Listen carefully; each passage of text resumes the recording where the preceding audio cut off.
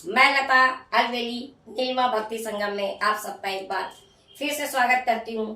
करवा चौथ की आप सभी बहनों को करवा माता की तरफ से आशीर्वाद और हमारी लता अलवेली की तरफ से ये शुभकामनाएं कि आप सबका अखंड सौभाग्य हमेशा बना रहे, आपके हाथों में हमेशा लाल चूड़ी, मांगों में सिंदूर चमकता रहे। ये हमारी करवा माता से प्रार्थना है और हम चाहते हैं कि वो आपको आशीर्वाद दे। अभी अपने पिछले एपिसोड में आपको बताया कि करवा चौथ की स्टार्टिंग कैसे हुई, यानी शुरुआत कैसे हुई। माता गौरा ने अपने शिव शंकर जी के लिए ये व्रत रखा था। तो आज मैं आपको एक कहानी सुनाती हूँ जो करवा चौथ पे हमेशा महिलाओं को सुननी चाहिए, और सुनाने वाला यदि कोई नहीं हो तो आप ये एपिसोड हमारा लगा सकते हैं, हमारा पार्ट। तो करवा माता एक बहुत पतिव्रता स्त्री थी, काफी पुराने जमाने की बात है ये। तो करवा माता जो थी वो इतनी ज्यादा पतिव्रता थी कि उनके सत्य से यमराज भी घबराते थे। एक बार उनके पति स्नान करने के लिए गए और वहां एक मगरमच्छ ने उनका पैर पकड़ लिया।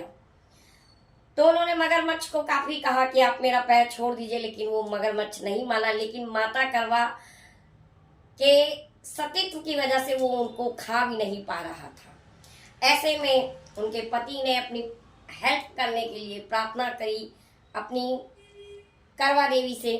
तो करवा देवी ने जब उनकी करुण पुकार सुनी तो वहां से वो दौड़ी दौड़ी आई और उन्होंने अपने सतीत्व से मगरमच्छ को एक अदृश्य धागे से बांध दिया, यानी अपने सतीत्व से उसको एक अदृश्य धागे से बांध दिया और उसको सीधा यमलोक लेके चली गई।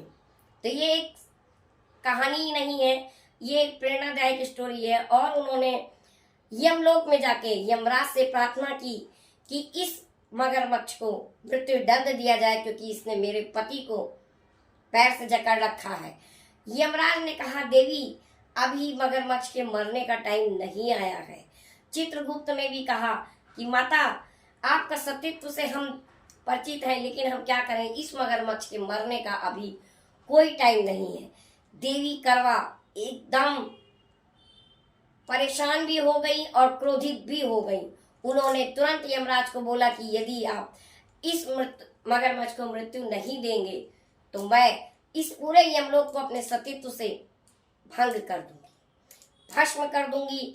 ऐसा सुनते ही यमलोक में यमराज और चित्रगुप्त दोनों घबरा गए, क्योंकि माता करवा देवी के सतीत्व से वो वाकिफ थे और उन्हें पता था कि यदि देवी करवा का क्रोध शांत नहीं होगा तो ये पूरा यमलोक शांत भस्म हो जाएगा।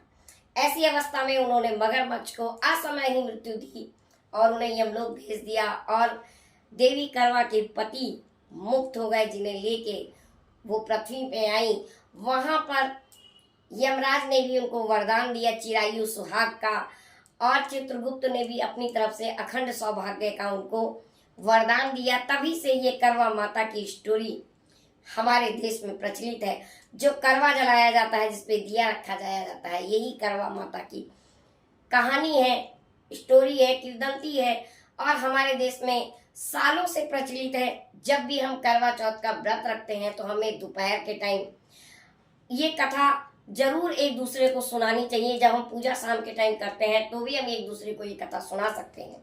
तो दोस्तों, आपको करवा देवी की कहानी कैसी लगी ये हमको जरूर आप बताइए, क्योंकि करवा देवी ही करवा चौथ में पूजी जाती हैं और करवा चौथ हमारे अखंड सौभाग्य का प्रतीक है। तो हमारी सारी बहनों को एक बार फिर से करवा चौथ की बहुत बहुत बधाई। हम भगवान शिव शंकर और माता पार्वती से ये प्रार्थना करेंगे कि आप सभी के अखंड सौभाग्य बना रहे। तो दोस्तों, हमारे चैनल को प्लीज लाइक कीजिए, शेयर कीजिए, सब्सक्राइब कीजिए, क्योंकि हम आपकी बहुत प्यारी सी सहेली है। हम लता अलवेली चैनल भी चलाते हैं, ये नीलिमा भक्ति पे भक्ति के जितने भी वीडियोस या बातें होती है हम उस पे करते हैं। तो धन्यवाद दोस्तों।